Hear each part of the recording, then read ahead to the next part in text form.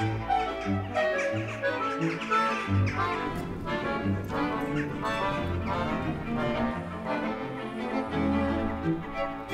musée a réouvert le vendredi 9 mars avec 3 expositions dont 2 monographies. La première étant une invitation à Yona Friedman. Yona Friedman est un artiste architecte né en 1923 en Hongrie, qui a un parcours à travers l'Europe, en tout cas même la Méditerranée.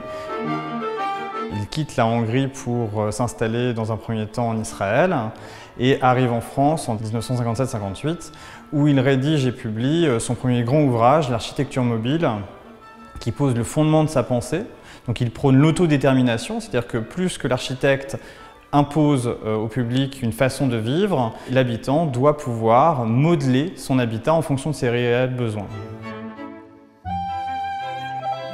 Yona Friedman s'empare du premier étage du musée au travers de 3 salles qui vont pouvoir permettre au public de découvrir à la fois ses écrits théoriques, sa pensée, ses dessins, à travers le motif de la licorne.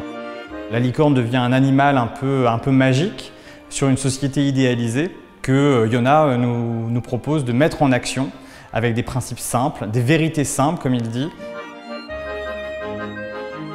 Depuis la fin des années 50 à aujourd'hui, Yona Friedman a eu de cesse de se réinventer et donc Yona Friedman a fait des choix très forts pour ne pas présenter d'œuvres qui permettraient de dater l'exposition, mais bien à chaque fois de les actualiser dans les matériaux les plus actuels qui vont pouvoir transmettre quelque chose dans notre époque et non pas dans les années 50.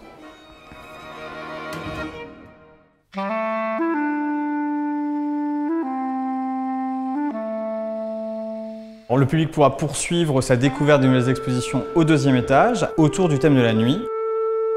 Nous y présentons une trentaine d'œuvres de la collection et quelques invitations à de plus jeunes artistes de la scène française et étrangère, parmi lesquels Laetitia Bado-Haussmann, Daniel Gustav Kramer ou encore We Are the Painters ou Dominique Blé.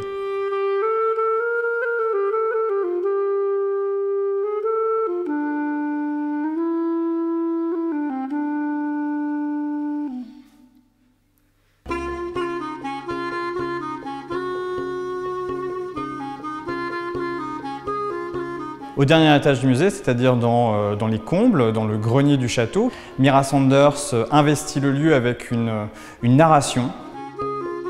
Donc c'est plusieurs voyages dans un voyage Inland Voyage de Stevenson, Robert Louis Stevenson.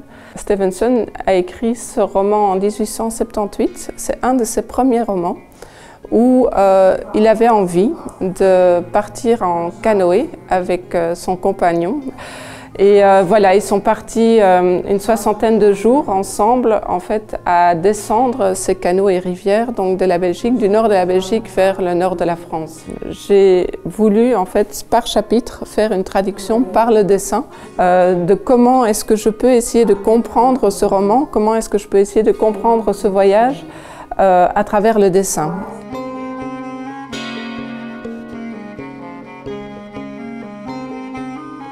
Stevenson, oui, comme on connaît en fait à travers ses plusieurs romans, a toujours aimé voyager.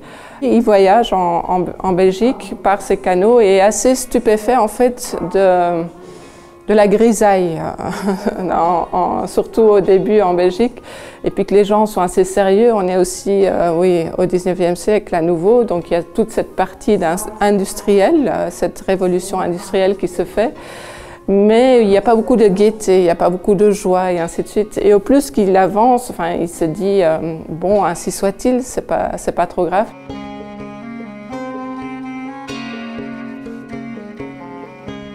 On voit très bien à la fin de l'histoire, il s'est attaché en fait à ce paysage. Et il dit voilà, j'ai changé après ce voyage.